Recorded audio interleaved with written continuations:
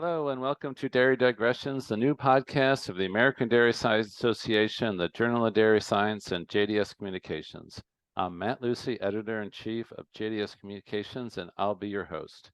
Dairy Digressions is where you get an inside look at the scientists who are making headlines in the dairy industry by providing the cutting-edge research and creating knowledge that drives innovation in our industry.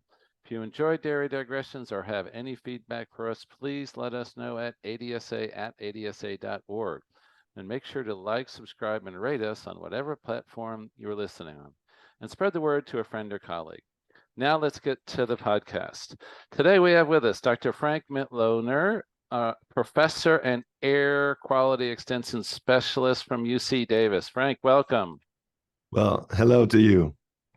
It is fantastic to have you here. I'm sure everybody is certainly very familiar with you. You are probably one of our more famous guests we've ever had on this podcast, given to your work and sort of climate change, air quality, all the things that everyone is talking about across basically all areas of science and all areas of whatever. Okay, everyone is talking about climate change, but I want to start out with a few easy questions before we get into the climate questions. And I think the first thing I want to talk about is where were you born? I was born in the western part of Germany, near the Dutch border. Near the Dutch border. And how did you get interested in dairy? That's a good question. I originally wanted to be a psychiatrist. I applied to medical school, wasn't accepted, and as it turned out later, I wasn't accepted erroneously. But by that time, it was too late, and I had already signed up to study agriculture. And so that's how I ended up in agriculture. And I never looked back. I always have enjoyed it very much. So your undergraduate major was agriculture, or was it biology? No, I studied agriculture engineering in Germany, and then I went on to do my PhD in animal science at Texas Tech University in Lubbock. Yeah, okay, so that makes sense. So you were originally an agriculture engineer. So I remember that your early work was on air quality and particulates in the air, and that reflects your interest in engineering then. And it still is. I'm an air quality specialist, so I study anything related to air. So that's particles, gases, and of course, greenhouse gases affecting climate are just within that scope. Yeah, so like when I'm in California in the dairy industry, okay, now this might be completely wrong, and just tell me if I'm wrong, okay, but it seems a little smoggy down in the valley. Is that just me? I've only been there once, or is it a little bit smoggy down in the valley? It's not a little bit smoggy, it's very smoggy. And depending upon when you get there, you can really see poor air quality. You can experience poor air quality. In fact, the San Joaquin Valley of California, and that's where the majority of our dairies are located, is designated as the worst air quality location in the United States. Number 2 is Los Angeles. Number 3 is Houston, Texas. And that is the reason why I was hired about 21 years ago, because agriculture, while not being a major emitter, is still a contributor to poor air, and finding ways to minimize that was always part of my challenge. So, and that, of course, it's an interesting question. We're going to talk about it, transportation versus agriculture. And of course, there's a lot of transportation in agriculture. So that's all mixed up and together and stuff like that. But I remember you've always had an interest in workers and the effects on their productivity, differences in their quality. And I thought it was sort of interesting. We have a lot of pigs here in Missouri, and people are always like, well, should I go into the swine industry or should I go into the dairy industry? And swine barns, the barns themselves can be quite dusty, and I think there's a lot of interest in sort of that whole topic of where you work, how it affects you over an entire career, and I think that's one of the things you're sort of investigating, I think. Yes, I do a lot of work around dairy and beef issues of sustainability, but we also work quite intensively in the area of swine production and even poultry production. So sustainability is the overall topic of what we do. And within sustainability, people oftentimes think it's just environmental issues, but sustainability is broader than just environmental sustainability. It also includes animal welfare, it includes worker health and safety, and attracting, retaining a qualified workforce. It is also food safety, and it is, last not least, financial viability. So sustainability is broader, and rather than just focusing on cattle, we also look at other species. And so your appointment is extension. Are you 100% extension or? No, I'm not. I have a three-way split appointment. I'm a professor, so I teach large classes here at UC Davis with 400 undergraduate students in domestic livestock production, lab classes, as well as normal classes with 400 or so sophomore students. Then I do research, and of course, that is really the flagship of what I do. And then I'm also an extension specialist. So I take the knowledge we amass at the university and extend it out to the real world outside our university bubble. Okay, so Frank, how do you get that done, right? That must be impossible. A three-way split, right? Which is, that's pretty much known as the hardest split imaginable, plus large classes at UC Davis. The expectation is then excellence in teaching, of course. It's Davis. I know how do you get it all done? How many hours are in the day? Do you have a different clock you're working on or what? No, I originally had 100% extension and research appointment. I actually wanted to have teaching added to my appointment because I think that the interaction with students is really very important for a university faculty member. Without this student engagement, my life would not be the same. I also think that the outside world, the extension world, adds relevance to my classroom teaching, because my students in class know that if I teach them on something related to nutrition or reproduction, to management or emerging issues around the livestock species I teach, that I know what I'm talking about, that I have seen farms and I've been with farmers in situations that I talk about in class. And so that gives me a lot of additional firepower, so to say, as a teacher. I really enjoy teaching. Yeah, it's interesting. It's an interesting thing, when we talk about teaching. And I don't teach as much as you do, but I teach 5 weeks of dairy science to freshmen. And mostly kids who never step foot on a dairy farm or even any farm whatsoever. And it's your opportunity to sort of present information in a balanced manner so they understand what agriculture is and how it works. And of course, as you can appreciate, thankfully for the dairy industry, we have a very good story to tell. We have an excellent story to tell, and many agricultural industries have an excellent story to tell.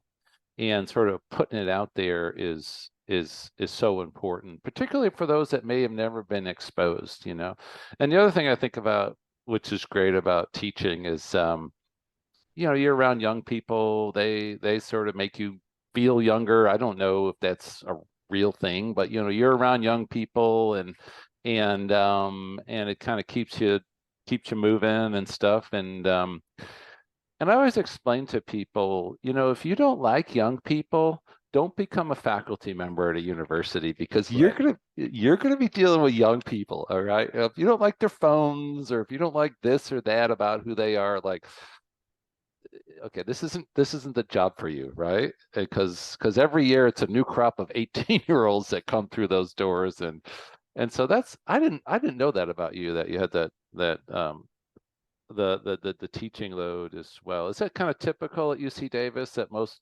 faculty teach, or no? No, in fact, most people who have an extension appointment do not teach regular classes. I'm one of 5 faculty members at the university with 2,000 faculty members. So a three-way split appointment is rare, but I think it is really important. And you're right, we do have a great story to tell, particularly in the dairy side of agriculture. But the problem is, while we do have a great story to tell, we don't have storytellers. We don't have people, or enough people, who are able to break down what we do in animal agriculture, in dairy production, for example, to the real world, and to influencers who want to talk about what we do. I think and we're going to talk about the Clear Center. We may talk about the Clear Center towards the end. We have a little topic about educating scientists, the public, and politicians, and maybe what we'll do is we'll talk about the Clear Center at the end. We'll talk a little bit about your research program. So I know you have at least one student. His name's Caleb somebody. Caleb, we interviewed him. Connor, Connor, Connor. Connor. Okay. And you interview Connor McCade, right? Yes. Yeah. But do you have additional students, or how many students do you typically have? I always have six PhD students. 6. Yes.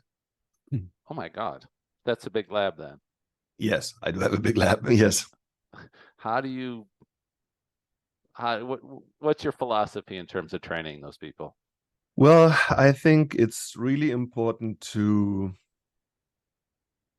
enable them, teach them, train them, and then let them off the leash and let them do their work and check in from time to time. The people who graduate with a PhD from my lab normally are comparable to those who have 1 or 2 years of postdoc under their belt. And they go into really great jobs. I mean, I have trained about 20 PhD students so far. All of them have received excellent jobs in academia, in agencies, in industry. No matter where they seek a job, they will get it. And so that to me is just super important. That's my personal sustainability. You know, when I think of teaching students, whether it's undergraduate or graduate students, that is the sustainability of a faculty member, isn't it? And that's how we live on. Yeah. That's how we live on. And so to me, this is what gives me the energy that's what makes me really motivated. And I have to say, I hear some people complaining about the younger generation. I don't at all. I think we have excellent 20-year-olds today. The way that I can teach them, the way they retain information, the way they crave information, I'm just stunned. I'm very happy with the students we have. In animal science here at UC Davis, we have 1,600 undergraduate students, the largest animal science major in the country, and 200 graduate students. And I can not attest that we have an issue with quality in that generation, but the opposite. Yeah, we found that we interviewed on Dairy Digressions. We interviewed the winners, including Connor, of some of the contests at the dairy science meetings, and they were graduate students. But when you listen to them, you're like, wow, these kids are really sharp. They are really motivated, and it was quite good. You know, it gives you confidence in going forward. It's a different generation. You know, they approach things differently than we do. We had our challenges, and they'll have theirs. You know, but there's a lot of smart kids out there who want to make a difference, you know, and it's just like you say, as you know, you talk about your PhDs, and I think about my PhDs. Nothing makes you prouder than see your people succeed, right? That's exactly what you want to have happen. Do you have a favorite day at work? Like when I go to, okay, so like if you could just have a day. Okay, it's not going to be writing emails, I'm sure, but what would be your... Hey, Matt, I can't hear you right now. You're muted, I think. You're right. Can you hear me now? Yes. Okay, so what is your favorite day at work? Your favorite day at work where, you know, like what do you like to do? Okay, I know we all have emails to answer and oh, you know, letters from administrators and stuff, but what's your favorite day at work? Yeah, those are not my favorite days. Whenever I'm in my office, that's not my favorite days. My favorite days are those when I'm in the real world and when I deal with real people, and when I don't have to worry about politics and can really have an impact by sharing information with people who I think really matter to me. And these can be farmers and ranchers, these can be agency people, these can be politicians, these can be chefs and dietitians. And I have such a broad level of clientele not broad level, a broad clientele in general, that to me is just invigorating. I mean, literally, the other day I was invited to the CIA, not that CIA, the Culinary Institute of America. Yeah. And there were 100 top chefs there, and they wanted to know something about beef's impact on climate. So now I talked to 100 top chefs who had a terrible impression of what beef's environmental footprint is. And I had a lot of time to spend with them. Or I spent time with dietitians, or time with state or federal politicians, senators, congressmen, governors, and so on. That to me is really, really interesting. But what I find most invigorating is when I meet with farmers. And more and more often, I meet with farmers who not just know who I am, they can even pronounce my last name, and that means something.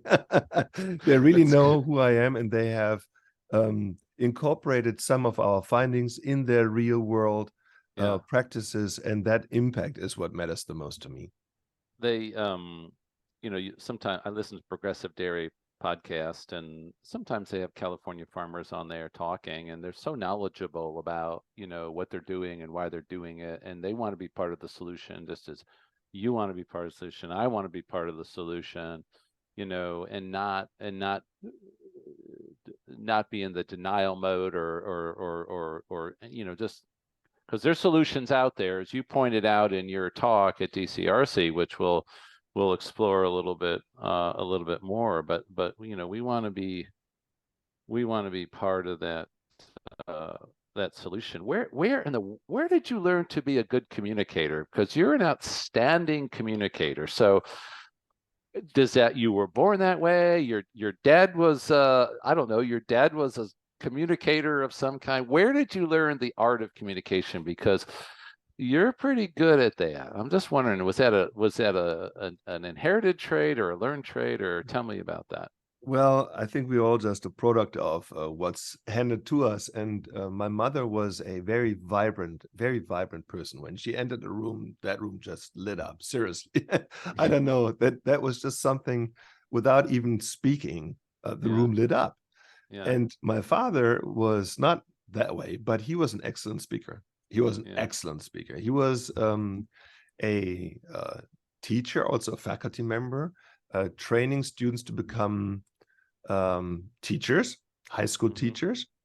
And he was also a politician. And while the other politicians always needed to read off their scripts, and they read it, I mean, word by word, and that was super boring, my father just stood in front of hundreds of people and gave a free speech that was absolutely impeccable. And as a 14-year-old, I remember once sitting in the audience at this political venue where you spoke, and he was just unbelievable. I was so proud.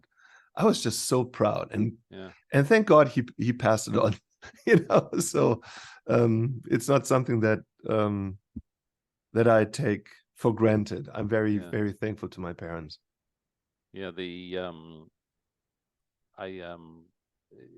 Because as we'll talk about in the Clear Center, communication is such a big part of this, and I think you understand it, and we're not going to talk about it. We'll talk about it in a couple of minutes, but everybody thinks, oh, you just need to communicate with the general public. You need to communicate with everybody at all levels, right, to get this right.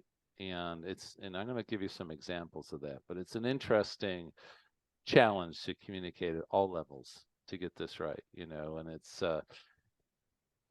as you can ascend, Frank, I know Frank, I did a lot of reading leading up to this. There's a lot of moving parts to this whole climate thing right now. There are tons of moving parts, and that, and you're looking at me like, yeah, I know that. And I'm like, I just want everyone to know that there's a lot of moving parts to this thing, and so but I want to talk about your presentation at the DCRC, which is the Dairy Cattle Reproductive Council meeting in Salt Lake City. It was a few weeks ago. And for those you who don't know, the Dairy Cattle Reproductive Council, it's not a directly affiliated with the American Dairy Science Association, but it was born out of ADSA members, and it basically works on dairy cow fertility. And they invited Dr. Now you got me worried I'm not pronouncing your name right, but I'm looking right at it, but it's got an H in there. I don't know how to handle that H. It's like to learn, mid-learner. Mid-learner. Oh yeah, Yes. there you go. That's very helpful. And you made a presentation on climate, and it was outstanding. And you got some. I've not got too many times when people applaud my talks in the middle of them, but you got one of those, which I thought was pretty solid. And I want to start out with a series of questions. And you know, Frank, you've been in this business a long time. And when we talked about climate change, of course, we first started talking about global warming, and then we started talking about climate change. And you know as well as I that when scientists began talking about just global warming, and I think they talked about that before they used the term climate change, the the denial and the pushback, and it's not real. And I thought this was done. I thought we were done with the denial and the pushback, and it's not real. But you still hear people say today, well, look at the ice ages. There's a natural cycle in climate, and this is a natural cycle in climate, and you guys are just getting excited about a natural climate cycle. And so first of all, I guess the question is this a natural climate cycle? Okay, Frank, I know that's like, what are you asking me for that? You know what I think, but is it just a No, no, natural no. climate cycle? No, it's a good question because it comes up a lot, so it has to be addressed. So it is absolutely true that there are natural climate cycles. We have gone through periods of heating and cooling throughout world's history. There's no question about that. What's different now is that we are on an upcycle, on a warming cycle that has left the normal steepness of the trajectory of warming. And what it correlates with closely is the amount of carbon that human activity emits into the atmosphere. So what that means is that when we, for example, take carbon out of the ground, and that's oil, coal, and gas by and large, so that's fossil carbon, and fossil carbon used to be plant material and animal material that lived hundreds of millions of years ago. These plants and animals, that's all the biomass that lived on Earth for hundreds of millions of years. That material died, decayed, fossilized, accumulated underground. And over the last 70 years, 70 that is, humans took about half of that carbon out of the ground. And what did we do with it? We burned it with cars, trucks, trains, planes, ships, putting that carbon, that ancient carbon that was in the ground for so long, into our atmosphere. And every time solar beams hit those carbon molecules, they heat up and trap the heat. And that's what's different now from earlier phases, that in addition to a normal warming trend, we are adding immense amounts of carbon that was in the ground into the atmosphere. And with this increasing amount of carbon in the atmosphere, we see increasing warming. In my opinion, there's no doubt that we have a global warming / climate change, that we're experiencing that. Most farmers who will hear what we are discussing today will attest that this is not just a change in weather, but it is a change in climate, that our climate today is different from what it was when their parents or grandparents farmed. I think this is it's an interesting point out because I've been following the global warming climate change story for a long time, and reading about the models they had, and of course the global warming thing's been going on for a while, and then people are debating, well, is this a human thing or is this a natural cycle? And I think recently people have sort of mentally flipped to say this is not okay. There is a natural cycle to this, but it's being accelerated by Yes. the carbon. And as you brought up in your talk, Frank, and let's be very clear. And I read a lot of summaries on agriculture and all the else, but it's the transportation thing that is just really skewing this thing. And as you would agree with that, Frank, I think it's the burning of fossil fuels, and that's what's really driving this thing fairly globally. Is that fair enough, Frank? It's the fossil fuels. Yeah, I would cast it a little broader. Yes, it's fossil fuel use, but fossil fuels are used wider than just in transportation. They're also Yeah, used to make power and for other purposes. So yeah, it is all those sectors of society that burn oil, coal, and gas. Yeah. whether it's to move from A to B or to warm homes or to produce power. Every time we do these activities, and all of us do it, so it's not Yeah. anyone pointing fingers at somebody else, it's all of us doing it. Every time we burn fossil fuel, we add ancient carbon into the atmosphere. And that fossil fuel use is responsible for about 80%, 80% of greenhouse gas emissions in a country like ours. So Frank, I'm going to digress for a second, okay? Because I know you're okay. I'm sure you're an American citizen, but I know you were born in Europe. So Mhm. alternative to, no, we're not talking about methane. Right now we're not talking about methane digesters, but alternative sources of energy. Okay, like for example, in Denmark. Okay, Mhm. I I probably I thought they're getting about 80% of their energy from wind, or maybe that's incorrect. I don't know, but is there hope for alternative sources of energy, solar or wind? Is there any, in your wildest imagination, can they power the United States of America? Those sources of energy, nuclear. I'll put nuclear on the table. What do you think? So in the country where I'm from, Germany, about half of all power is now generated by renewables, and that's mainly solar and wind. Um, They have made some, in my opinion, some serious mistakes. One of them is to shut down their nuclear power plants, which were very safe to operate, but they shut them down after this Japanese debacle there. Yeah, yeah. In my opinion, that was a significant mistake because now, whenever there is not enough sunlight or not enough wind, they buy some power from neighboring countries which do use nuclear power. Right. So, in general, there are examples in the European Union where entire countries are largely now powered and fueled by renewable resources. So, will they produce all of our energy needs? I don't think they will produce all of them, but they can produce the majority of them, particularly if we put nuclear in the mix.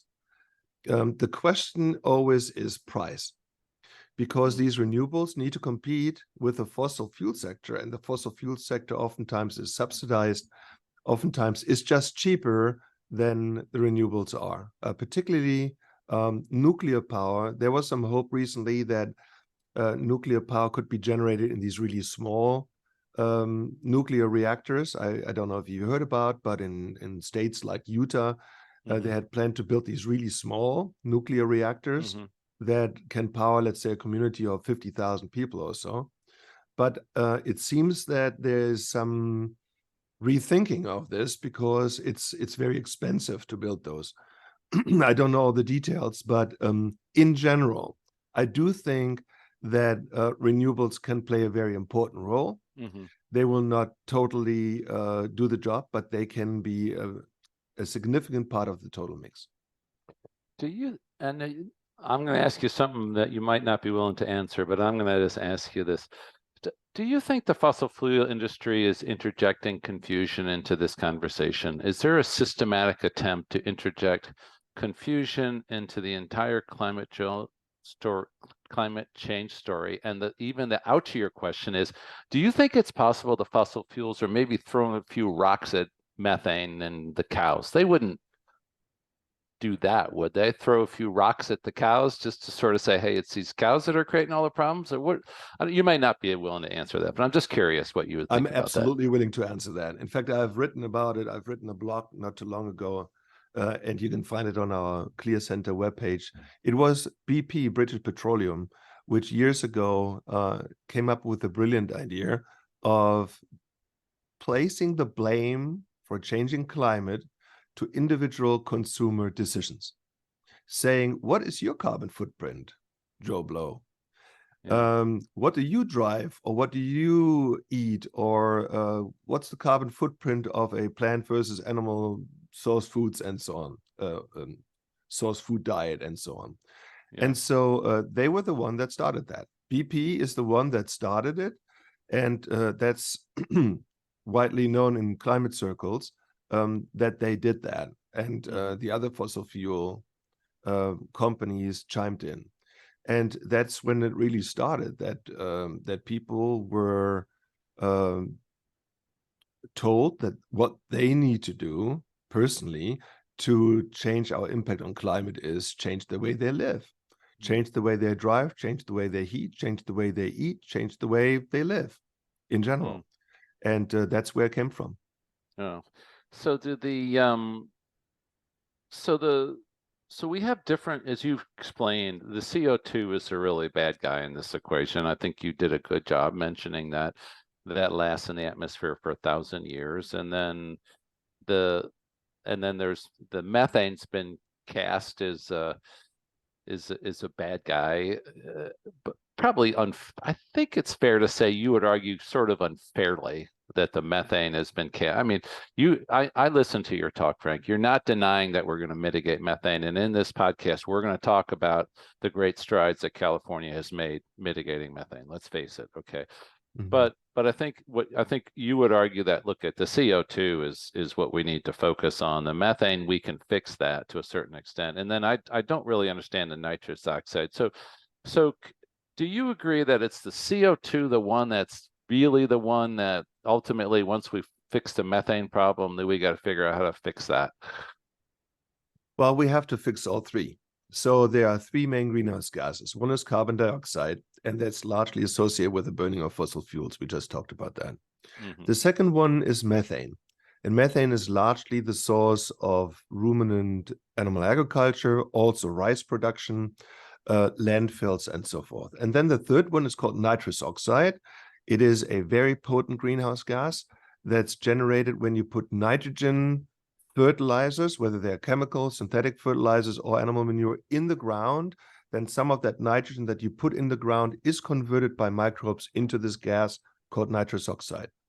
What's the difference between CO2, methane, and nitrous oxide? Insofar that they all are climate pollutants. Well, methane is about approximately 30 times more powerful per molecule in trapping heat from the sun. Nitrous oxide, 265 times more powerful than CO2 in trapping heat from the sun.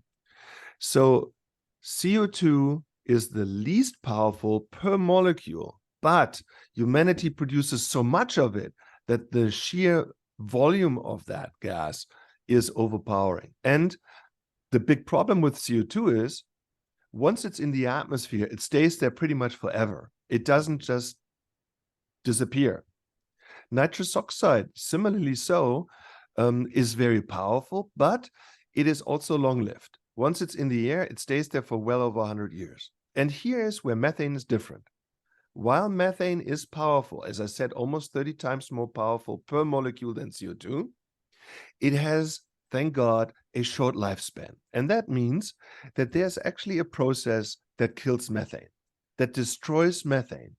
And that process occurs within approximately 1 decade. And so now, if we produce methane at a similar amount of what is destroyed, then there's roughly a balance, meaning a constant source of methane leads to relatively constant warming. If you increase methane over time, then you increase warming, and we surely don't want to do that because it's a powerful greenhouse gas. But if you manage to decrease methane, then you are replenishing less methane to the atmosphere than is being destroyed. And that means now carbon levels are going down. If you decrease methane, you instantaneously lead to less warming. And that's why methane is so special. Don't get me wrong. I'm not saying methane is not important. I'm not saying we can look away when it comes to methane. I'm saying we need to manage that gas. Methane is nothing other than energy. What you use to cook your meals at home or heat your homes is natural gas, methane. Nobody would say that's a problem because it's a utility that we use every day.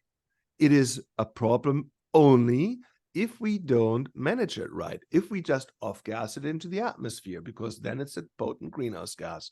So let's find ways to help our farmers identify pathways to manage this gas and convert it from was a liability into an asset. And that's possible. Do you think the does this go into this discussion of GWP star versus GWP 100. I know that this GWP star is kind of a different way of looking at methane. Is that fair or not fair? It is fair. So the notion that methane is not just produced but also destroyed is very important in understanding what the impact of this gas is on actual warming of our Yeah, planet. And yeah, that's what it's all about. We're not really interested in CO2 equivalent emissions. I mean, what does that mean to Joe Blow? What does your yeah, neighbor, your next door neighbor, make out of an industry producing 100 million metric tons of CO2e? Nothing. yeah, yeah, Guaranteed. Most people will not understand it. You yeah, are a scientist at a well-known university. If some teenager, your kid, were to ask you, what does that mean, 100 megatons or a million metric tons of CO2e, and you were to explain that, I think you would have a hard time. Okay, yeah, for sure. even though you have read a lot about it. Right. And what we really need to worry about is not so much carbon equivalent emissions as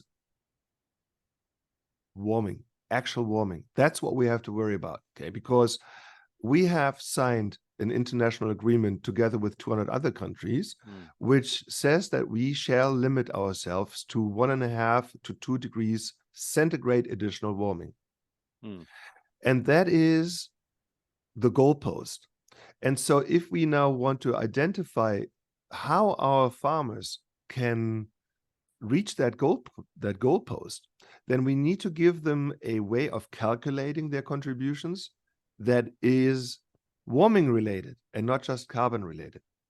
Right. So I noticed that the GWP star sort of gets at that a little better. It's just a better calculation. Of course, anytime you introduce new calculations into the equation, you have your detractors, and I didn't even mean to read this. I was just reading, of course, in Nature. And one of the things I want to talk to you about, Frank, is that a lot of these debates are held in very elite scientific magazines, that basically scientists read. And maybe it's not fair. I read Science and Nature, but maybe it's not fair. But you get one side of the story in Science and Nature in general. Maybe that's not totally true, okay? And anyways, there's this letter to the editor, and it's basically methane metrics, the political stakes, and they're talking about GWP star versus GWP 100, and they're kind of writing it off as just politics. It's just politics. It's not reality. It's politics. Is the difference between GWP star and GWP 100 just politics, or is it actual? Is it just they're writing it off to politics? Okay, the big nations want GWP star, the little nations, it disadvantages the little. Is that true or not? No, that's not true. So let me give you a little background. So what I'm about to say now is something I've said for many years, and I was not alone by saying it. Scientists from Oxford University, some of them world-leading climatologists have said it. And that is that if you use this old way of quantifying the impact of methane on climate, and that's called GWP 100, it describes the impact of a gas over a 100-year time span. Again, methane is not out there for 100 years. It has a lifespan of 10 years. That's why it's inappropriate to use a matrix that characterizes a 100-year lifespan. Have said for years that if you use GWP 100 for a constant source of methane, let's say a constant cattle herd in the United States or so, then you are overblowing their impact on climate by a factor of 3 to 4. Yeah. For the longest time, that was put off as, oh, Mitloehner is an animal scientist. He's trying to deflect off the responsibilities of this sector on climate. Well, in the most recent Intergovernmental Panel for Climate Change, IPCC report called AR6, you can read it. On page 123, it says exactly what I just said, that if you use GWP 100, and the world has been using it for the last 30 years, if you use that matrix for a constant source of methane emissions, then you're overblowing its impact on warming by a factor of 3 to 4. The IPCC AR6 report says it on page 123. That is the world's leading body on climate. Now, it also describes the use of GWP star in the same report on the same page. Why? What is the big deal about the use of the one versus the other matrix? Well, the one matrix, GWP 100, does not take into consideration the fact that a constant source of methane will, over a decade or so, see also significant reductions. So a constant source of methane, let's say a cattle herd with 1,000 cows, if it always stays 1,000 cows, after 10 years, that methane that was produced by these 1,000 cows will also be destroyed. There will not be additional warming by that herd of 1,000 cows, unless that dairy grows from 1,000 cows to 1,500 cows over 20 years. Then there will be additional methane. But if this dairy with 1,000 cows, let's say, uses feed additives or an anaerobic digester, it reduces its methane by 20% or so, then that dairy replenishes less methane than is naturally destroyed. GWP 100 does not account for that. GWP star does. So and that's important. It's a very favorable, it's you know, as you describe it, it's interesting about models, right? And the models matter. It's true. The models really matter, and getting them right really matters, because to a certain extent, that's what we have. I was interested in it was kind of interesting, you talk about models, and I was reading, and again, I'm a big reader of nature and science, and they had this little article about reproducibility goes on trial in ecology. And basically the point of the article is they gave ecologists, 246 ecologists, the same data set and asked them to analyze it. And they get 246 different answers, you know, and it's interesting. And so you always have to fight for the right model, don't you? You always have to fight for reality, because in the end, models are based on math, right? And to a certain extent, they're based on math, and those equations should sort of come to the same point, unless assumptions are being, you know, diverted. There's certain assumptions that don't agree. Don't you get tired of fighting? I mean, what point do you get tired of fighting? You know? So first, I want to say one more thing about GWP star. The guy who invented this was Professor Miles Allen from Oxford University. He was the former chairman of the Intergovernmental Panel for Climate Change. He's a physicist who has no understanding of animal agriculture. I don't mean to be rude about this, but he has absolutely no link to animal agriculture. But what I found very interesting was that in order to explain GWP star, he used animal agriculture as a case study. He said what we are currently doing, putting the blame on climate change on our livestock herds, is inappropriate because, and then he explained. And he explained the physics. And here's the thing, Matt. Here's the thing. I have yet to meet another scientist who would say GWP star is wrong on the physics side of things. On the science side of things, everybody agrees it's right. Okay. Some people say it's not fair, but everybody I have ever heard would say it is scientifically correct. So now we have to, on the political side, and that's not Frank or anybody else on the science side, that's politicians. They have to figure out how to maneuver that politically. But from a scientific perspective, GWP star is right. And GWP 100 is a simplification that was branded as a simplification on the day it was released 30 years ago. There were 20 or 30 footnotes underneath those tables that explained GWP 100. They had just then been cut off because people tried to further simplify, and they made it wrong as a result. Yeah, it's really, I'm glad you brought that forward. I'm really glad you brought that forward. And basically what you're saying is, look, at the math is correct. You can argue about the politics, but the math is correct. And we all can live with the math, right? We all know math. You get the same answer, right? So And I think one of the things that's really interesting about California, and you brought up the 2030 initiative, and you also brought up the fact that how much progress California dairying has made towards that initiative. I don't think you're all the way there. I mean, 2030. I mean, what kind of people like put out things like 2030?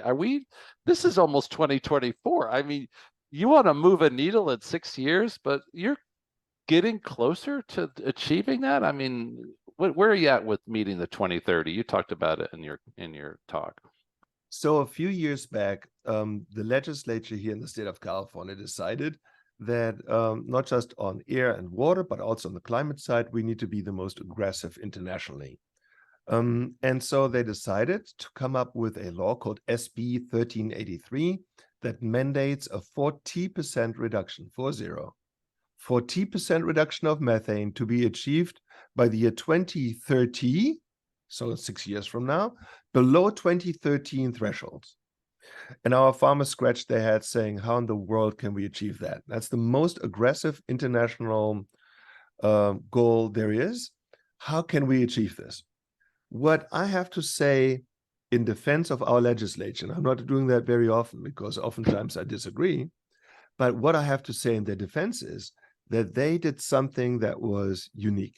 Namely, they decided not to use the cane approach of rules, regulation, fines, or taxes, but they used the carrot approach. To help farmers achieve the 40% reduction, they said, we have to incentivize these reductions. We have to have a carbon market that helps those producers that reduce emissions be enumerated on that. And that worked. Not just were anaerobic digesters financially supported, but a market was generated to give credit to those who convert biogas, which comes from the dairy lagoons, into transportation gases, into fuels, so to say. So they covered the lagoons, they trapped the biogas, converted it in transportation fuels, and these transportation fuels, called renewable natural gas, are now going into heavy-duty trucks and buses, replacing the diesel they previously used. That addresses both climate and air quality issues, because renewable natural gas from dairy lagoons burns much cleaner than diesel does. So the state of California considered that a double whammy. So, and for those listeners who might think, well, how big a deal can that be? It's a really big deal. 5 years ago, we had 20 digesters in the state of California. Half of them worked. Now we have 220 digesters. Whoa. And very soon, I will predict that right now, we will have so many digesters that at least the manure of half of all California dairies will end up in a digest, in a covered lagoon, converting the biogas into utilities. Now, our dairy sector has to reduce approximately 7 million metric tons of this gas, 7. They have just started it a few years ago with these digesters, and they have already reduced 2.5. So they have already achieved 30% of their reduction goal, and the state has financially enabled them to do so through the use of this carrot approach. And it works. And as soon as we have other tools at our disposal, such as feed additives, such as breeding strategies, yes, you heard me right. Methane is a heritable trait. You can breed for low methane animals. Right. Once we have these different tools at our disposal, we will get our dairy industry to reduce more than 40% methane. Mm-hmm. And once we will do that, once we get to that point of reducing more than 40% methane, then we have replenished much less methane than is naturally destroyed. And that means our dairy industry will be climate neutral, not adding any additional warming, but even being able to sell credits to other industries. And that makes this whole thing financially lucrative. Is that the carbon credit market you're talking about, or is the carbon credit market something else, or is that the carbon credit market? Yes, we have a so-called cap and trade system in California. And that means you have a cap, okay, and you must not exceed that cap of emissions. But if you do, then you have to pay a fine. And that fine is then going to those who can reduce emissions, and farmers are those who can reduce emissions. Hmm. And therefore, some heavy duty industries will have to pay some money that goes into a pot from which those who provide solutions will be paid. Hmm.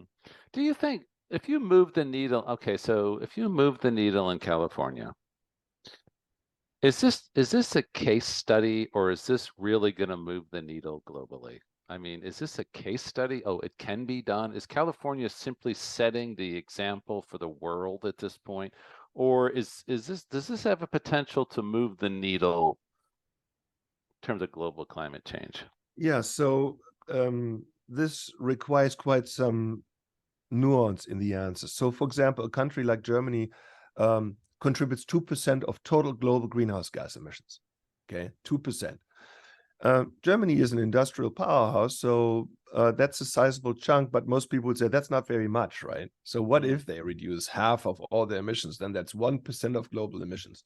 Well, Hmm. while that's true, if every country were to say the same thing, then we wouldn't do a thing.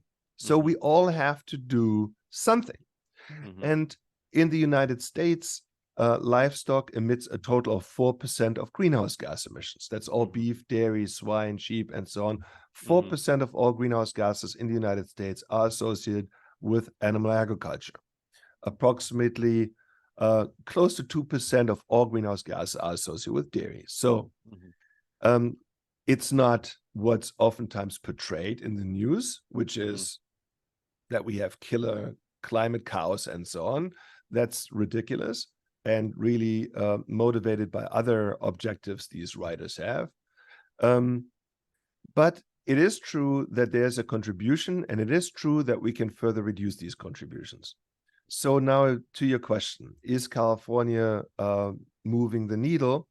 Well, California is showing that we can move the needle. And if it were an example to other places and everybody were to have an approach such as the one I'm describing of using an incentive-based approach, a voluntary incentive-based approach to reduce emissions, then we could have sizable reductions of emissions globally. Yes. Yeah, I think it's interesting you bring that up, Frank, and there's American politics are just so crazy right now, and yeah, as a citizen of this country, I just feel like, would you just please try to fix something? Can we pick something that matters to people and try to move the needle as a nation?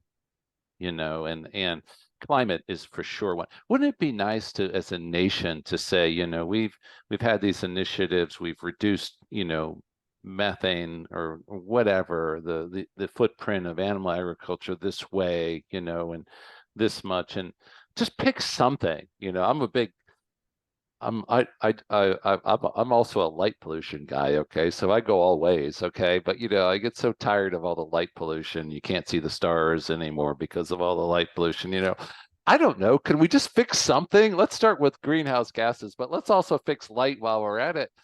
And there you go, California. California is making progress. And as you said, these digesters, I mean, everybody's like, well, they'll never work. They're too expensive, blah, blah, blah, blah, blah. And you mentioned you're already up to 250 functioning digesters in the state of California, and as you know, there's more to it than just digesters. There's genetics, there is potential for feed additives. People talk a lot about 3-NOP and stuff like that, and feed additives. And the point of the matter is, when you put intelligent people to work on a problem, and you first of all, stop denying the problem and acting like it doesn't exist or it's somebody else's problem. But when you put intelligent people to the task, it is kind of amazing how things can happen. And like you said, California is a great example. I've always been really proud of California. I mean, people from the Midwest say it's a bunch of crazy liberals out there, but the bottom line is, I don't know, Silicon Valley, I don't know. They've got more dairy cows than anybody else. I mean, it's what, the eighth largest economy in the world. I don't know if that's true or not, but they say, the Californians say that, right, Frank? But No, it's a no. huge, California is the fifth largest economy in the world. That's true. right. There you And go. California is by far the #1 agricultural state in the United States, by far. It's twice as important with respect to total cash receipts as Iowa. And Iowa is a big one. But we have 400 specialty crops here. People think of Hollywood and Silicon Valley, but California is a very agricultural state. And if you travel around California and you meet with farmers, I tell you, they make you proud. They make you proud of being in agriculture and working with agriculturalists. I'm very proud to be here. I think this is the right state for me because it brings together people from urban centers like LA and Sacramento and San Francisco with some of the most productive farmers in the world. And so being at the University of California in Davis puts me right into that intersection. And I am able to bridge those gaps and to inform those who are not very much informed with respect to where their food comes from and how it's produced. And we can make a significant difference. I think it's important, and as you say, and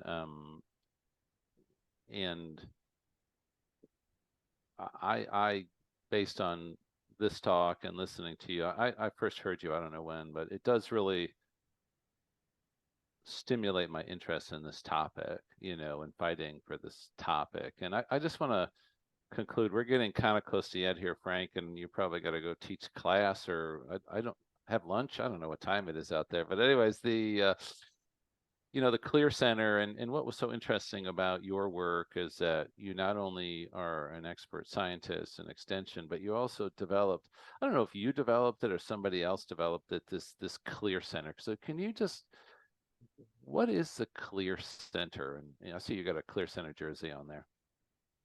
So I always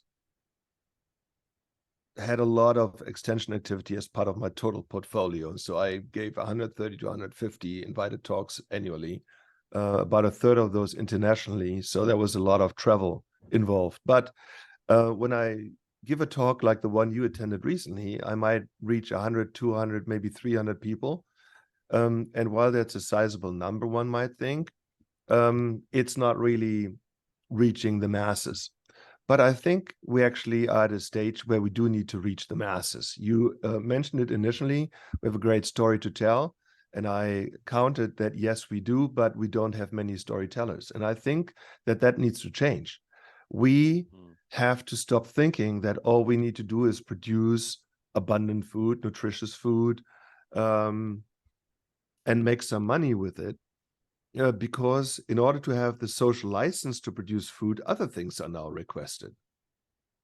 And these are in the realm of sustainability. People want to make sure that the food they consume was raised humanely, was raised in an environmentally benign way, is safe to consume, was raised by people who are treated well, and so forth. So these things are now at the mind of consumers. So years ago, people came to me and said, Frank, I think what you do is great, but can't we put this onto some kind of larger platform? And so I went to talk to my dean and discussed it with her. And she said, Frank, you might need to establish something like an institute or center, a sustainability center, and do research, but also think about the extension portion. And so I did that. I hired a journalist. That was my first hire. He's now the director for communications for the Clear Center, and then several other individuals. So the Clear Center has two cores. One is the traditional research core with PhD students and postdocs and so on. But the other equally important core is the communications core. And so here we have a journalist overseeing the communications. So we have a filmmaker, we have a social media expert, we have another journalist as a writer. So I have formed a real communications core.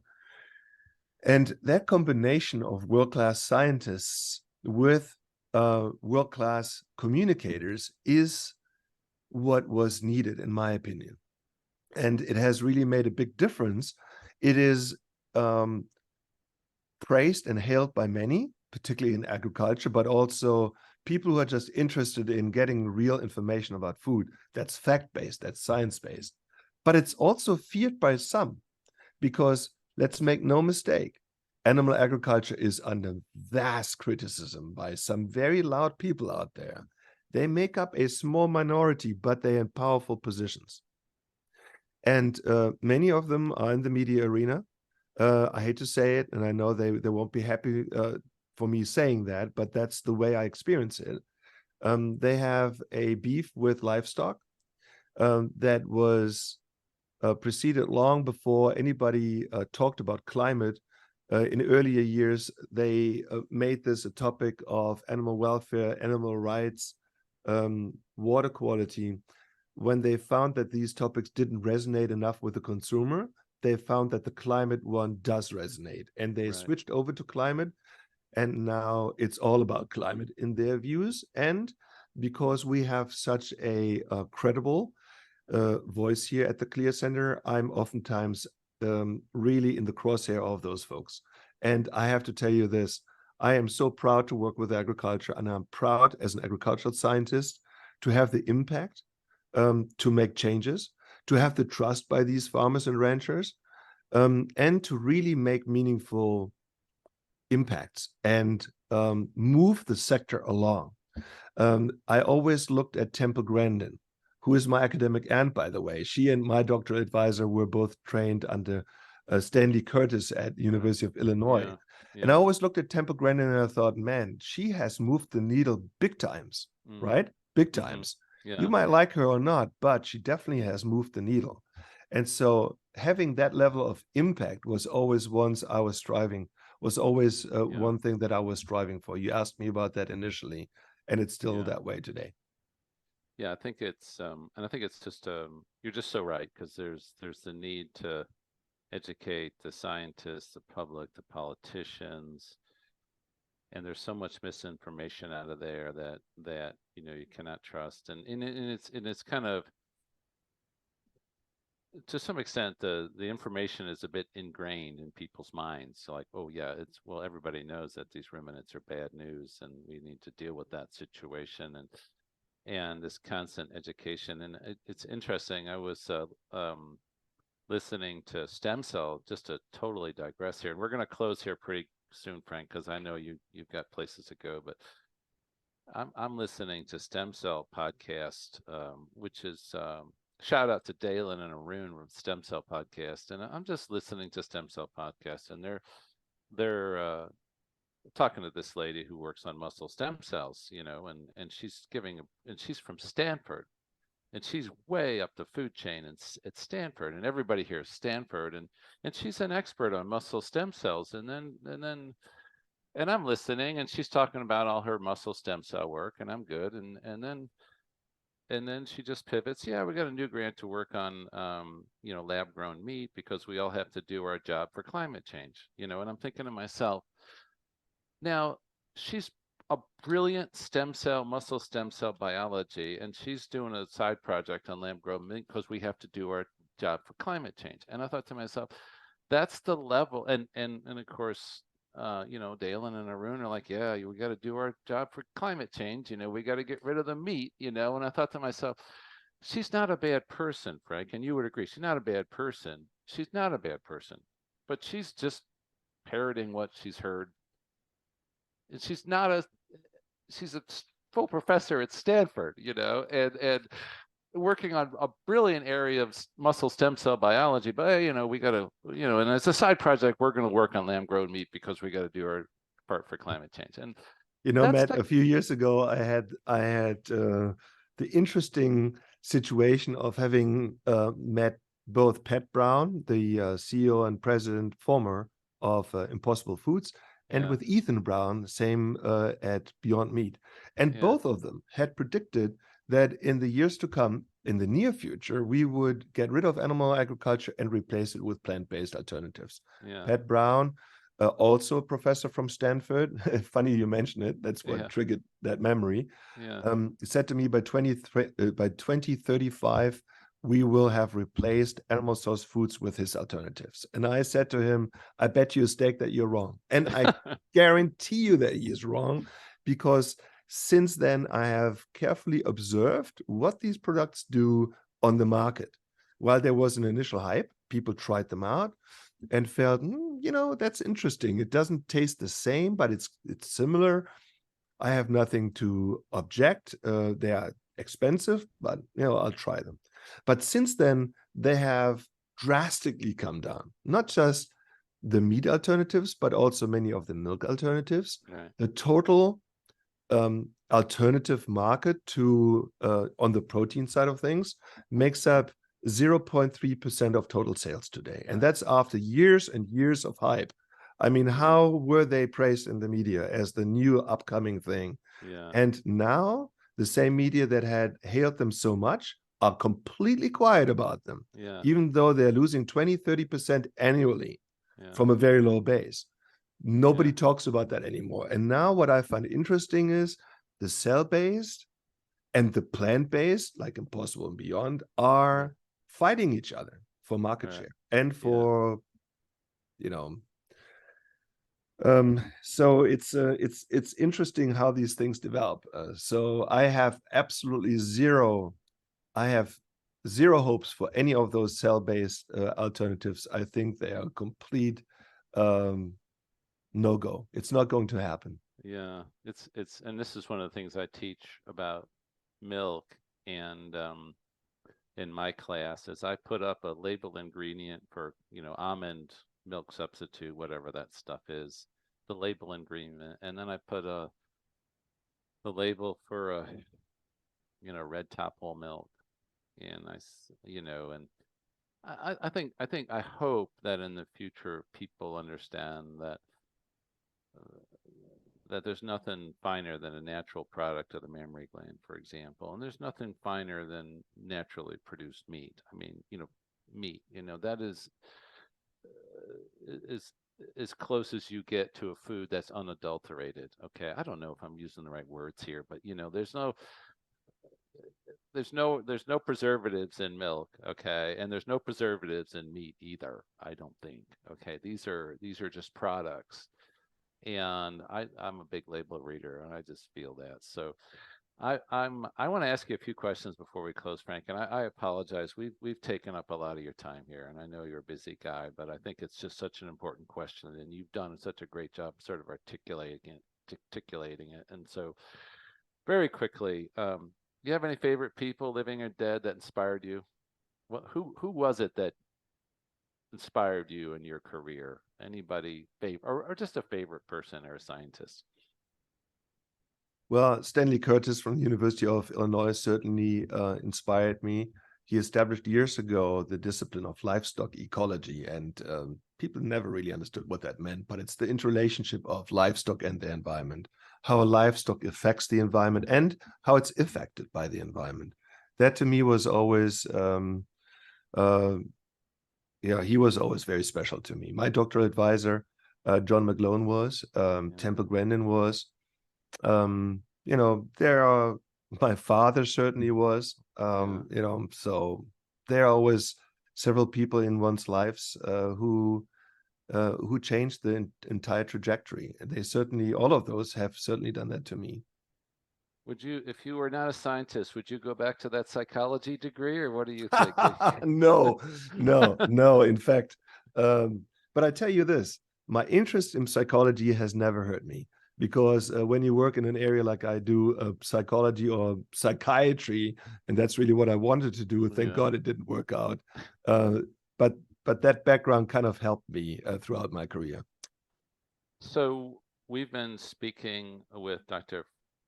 Frank Mitloehner from Department of Animal Science, UC Davis. And I just want to say, Frank, in closing, that I really appreciate your transparency. I really appreciate your honesty, and I really appreciate your work. And I think let's just keep working on this thing, because we're going to get it right. And the world is going to be a better place because we got it right. Hey there, Dairy Digression listeners. We have a bonus episode for you. I caught up with Frank after his trip to the UN Climate Change Conference, COP28. This conference is a landmark event in the global efforts combating climate change, and the most recent meeting was focused on food systems and agriculture for the first time in its history. Keep listening as we go behind the scenes of COP28 and get the key takeaways. We have a return visit from Dr. Frank Mitlerner from UC Davis, who has recently turned from COP28. And we are going to talk all about that, including what the heck does COP28 stand for? Well, what I figured out, it's called the Conference of the Parties number 28. It is the global meeting on climate change. It's organized by the United Nations. Yes, Frank? And anyways, Yes. welcome, Frank, to this return visit. I do appreciate you accepting our invitation. Oh, you're very welcome, and I'm glad to be back. We all in America, we saw a lot about this conference. You wonder what's going on, who are those people? And then last time we were talking, you explained that, I'll be going to that conference. So the first thing I want to get off the table is exactly how does one go about going to the conference? I mean, I'm assuming you just don't hop on a plane and show up and pay your registration fee. There's probably a little more to that. Yeah, there are two ways. There's one public portion of it, and pretty much everybody can go to that. And then there's another one, and that's the one I went to. And to that, you can only get via invitation. And that's where you have many politicians and scientists. And, this is a by invitation portion of the COP28 only. And that's where you meet a lot of the makers and shakers. And this is in Dubai, of course, which is nested, I guess it's on the southern part of the Arabian Peninsula. Is it on the Red Sea or more? It's on the Red Sea, I think. Yeah. And is the conference organized, the COP28? I know it's sponsored by the UN, and I know there's a lot of politicians, and we know that Kamala Harris was there representing the United States as an example. I'm sure there was tons of Europeans there as well. Is it organized a little bit like a dairy science meeting where you have sessions that's focused on certain things, or is it and there's a program and you go see what you want to see, or is it a science conference or politics? What exactly are we doing? It is like a animal science dairy conference times 100. Times 100. Yeah, I think there were 80 or 90,000 participants at What? the COP28. Oh yeah, this is a massive meeting at an incredibly large an incredible place. I mean, huge expo place with so many people. It is super easy to get lost. Yeah. It is extremely difficult to find your place, the place where you're supposed to go. You walk around and you run into Secretary of Agriculture Tom Vilsack, or our agriculture minister here from California. So you see people who you normally don't see, but you know of, even though it's a vast area and so many people. But it's really eye-opening and very interesting. That must be. Are there 80,000 hotel rooms in that place? There must be in Dubai, I guess. Yeah, I mean, it's definitely not cheap to go there, that's for sure. It's this place is unreal. I have traveled a lot throughout my life, but I've hardly ever seen anything that was so carbon intensive as what Dubai is. I mean, it's just unbelievable. It's unreal.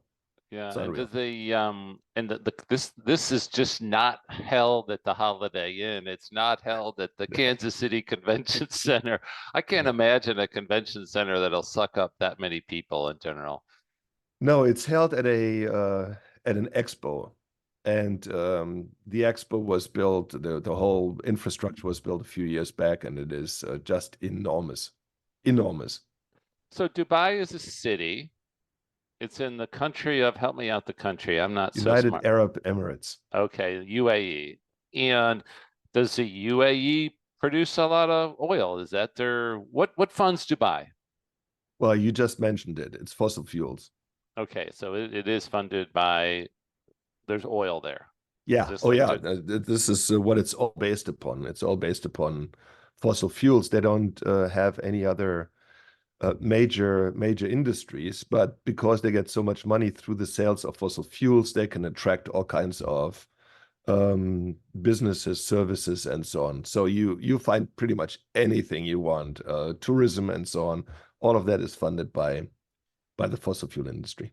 So you went to Dubai and you got an invitation, and what was your session? Were there other speakers talking about agriculture there, or what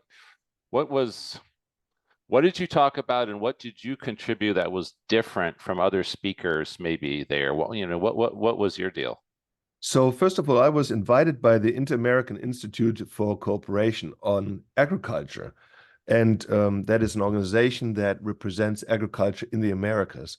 And they wanted to know more about how do we adapt and how do we mitigate agriculture's impact on climate. So how do we mitigate it? And then overall, how do we adapt to a changing climate in agriculture? And because we do a lot of research along those lines here in California, I was asked to provide that, what I would call a success story. Other speakers were, and I just mentioned a name, Tom Vilsack, and the Secretary of Agriculture from Mexico, and many people who play important roles within agriculture. It was overall a very positive meeting. Mm-hmm. Some of the people who are quite critical on agriculture as we know it were there as well. Some of the anti-agricultural outlets, news outlets, and so on were present and tried to play the gotcha game of who funds you and those kind of things. But overall, it was constructive, it was positive, and it was very different from what I thought. Is this your first time you've attended this conference, Frank? Yeah, this was my first COP conference. Yes. Wow. It won't be my last. I'm pretty sure of that. You'll go back then. I will go back. Yes, this is a very important meeting, one that agriculture cannot stay away from, particularly not when the focus that was announced was on food. So now Right. think about that. A meeting held at the United Arab Emirates in Dubai, as I said, a hotspot for fossil fuel production, with focus on food. What's that all about? So they said, so we will focus this meeting, this COP28, on food production and consumption. And I thought, wow, that is really rich. That's really rich. This place is the center of fossil fuel production in the world. And we know that the 800-pound gorilla around climate impacts of humanity is fossil fuel. But let's talk about cows and food production. I thought that was rich. So I'm glad that I was there.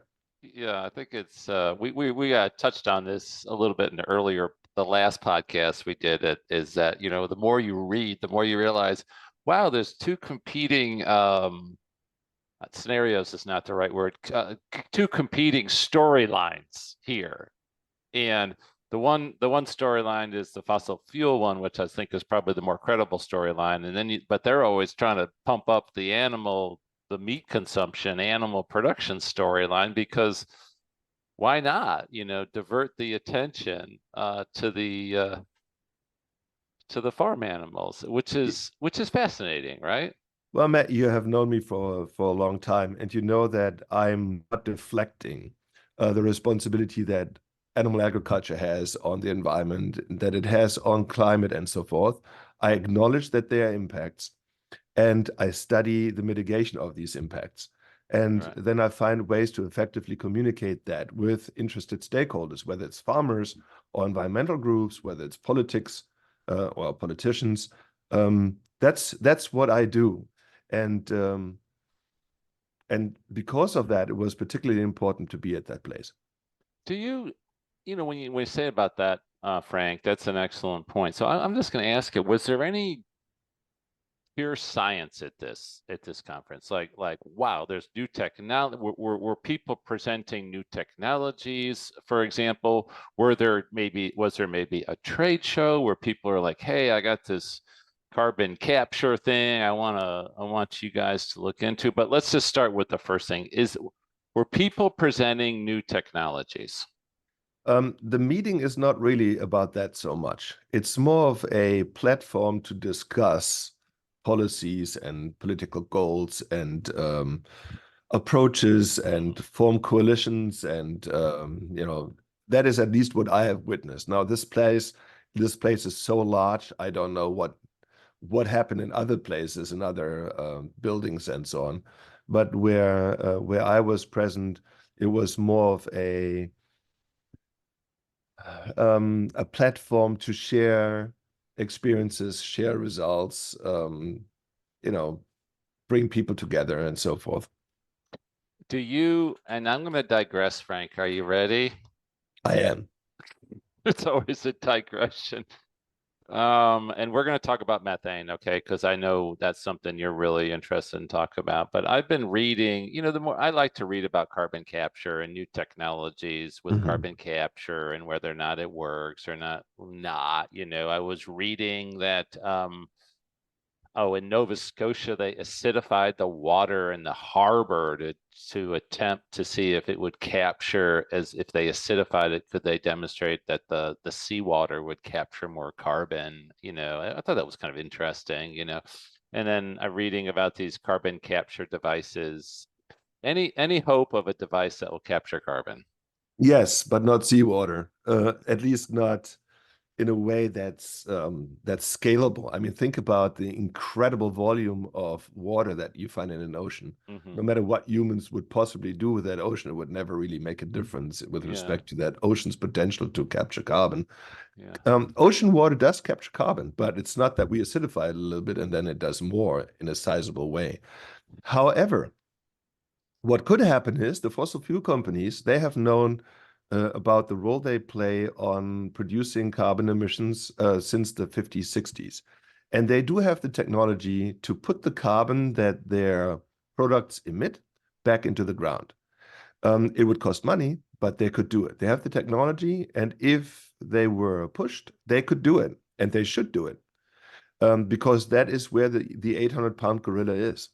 How do you put carbon back in the ground? Now that sounds like a heavy lift, right? CO2. You're talking CO2. Well, like with a device that captures CO2? Yeah, you're not asking the right person this question, okay? So I'm not into carbon capture at all. Yeah. But when they take let's say natural gas out of the ground, then CO2 comes out as well. And you can take that CO2, put back to where it was. You can, after you burn fossil fuels, you produce CO2 that goes into the atmosphere. You could capture that and put it back into the ground where it came from. Yeah. It's technologically feasible. It's